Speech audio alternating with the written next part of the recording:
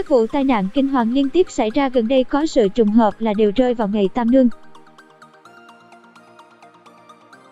Vụ xe container đâm vào 21 người dừng đèn đỏ ở gần cầu Bến Lức, Long An, rơi vào ngày mùng 2 tháng 1 tức ngày 27 tháng 11. Vụ quý bà BMW đúc tông hàng loạt xe ở ngã tư Hàng Xanh chuyện hồi tháng 6, gia đình nhà trai đi rước dâu chết 13 người ở Quảng Trị vào Bình Định, và mới đây nhất là vụ xe khách lao xuống đèo Hải Vân khiến một nữ sinh tử vong ở Thừa Thiên Huế. Cả 4 vụ tai nạn kinh hoàng đều có chung những sự trùng hợp. Ngày Tam Nương theo dân gian, Tam Nương ở đây chỉ ba nàng tuyệt sắc gia nhân Mùi Hỷ, Đá Kỵ và Bao Tự, người đã khiến những ông vua háo sắc biến thành hôn quân, từng bước làm sụp đổ Triệu nhà Hạ, nhà Thương và nhà Tây Chu.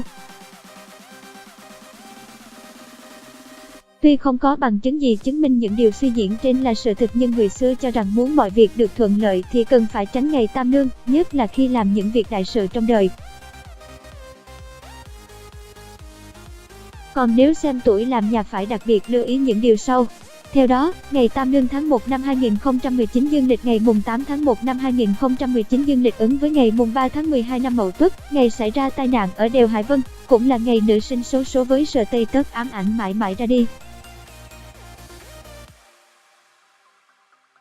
Câu chuyện thế mạng được biết, đèo Hải Vân là một trong những con đèo dài và nguy hiểm nhất tại Việt Nam.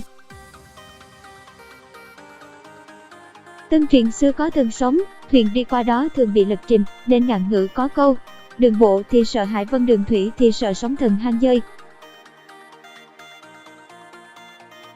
Đèo Hải Vân còn có tên là đèo Ải Vân, vì trên đỉnh đèo xưa khi có một cửa ải, hay đèo mây, vì đỉnh đèo thường có mây che phủ, cao 500 m so với mực nước biển, dài 20 km, cắt ngang dãy núi Bạch Mã, là một phần của dãy Trường Sơn chạy cắt ra sát biển, ở giữa ranh giới tỉnh Thừa Thiên Huế, ở phía Bắc, và thành phố Đà Nẵng, ở phía Nam, Việt Nam. Nói đến đèo Hải Vân, thiên hạ đệ nhất hùng quan thì có lẽ ai cũng biết. Hồi chưa xây dựng hầm đường bộ thì đèo Hải Vân luôn là ác mộng với cánh xe tải và xe khách Bắc Nam. Con đèo này nổi tiếng với những vụ tai nạn kinh hoàng, những vụ lật xe khủng khiếp, xe tự dưng mất thắng, lao xuống vực trùng rợn. Những ngôi miếu hoang nằm rải rác trên đèo Hải Vân minh chứng cho những vụ tai nạn khủng khiếp đó là vô số những ngôi miếu oan hồn nằm rải rác khắp con đèo này. Nếu đề cập đến những ngôi miếu oan hồn ở đèo Hải Vân mà không đề cập đến những câu chuyện huyễn hoặc gắn liền với ngôi miếu, thì xem như chưa biết gì về miếu. Bởi nếu không có những câu chuyện tâm linh thì chẳng ai cất công xây dựng miếu làm gì. Những ngôi miếu oan hồn ở đèo Hải Vân, hương khói luôn nghi ngút quanh năm.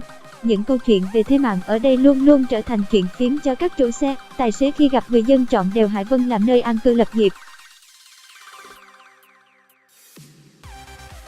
Cụ thể có người còn tả chi tiết cách mà các bọn ma chết vì tai nạn trên đèo tìm người thế mạng như thế nào. Nhiều khi có xe may mắn đi qua an toàn vì được cảnh báo, nhưng cũng có xe không được như thế, vậy là mất thắng, lao xuống vực, bỏ mạng cả đoàn. Dù như vậy, cả hai giả thiết trên vẫn chỉ là suy đoán và tâm linh của con người khi đi qua ngọn đèo Thiên.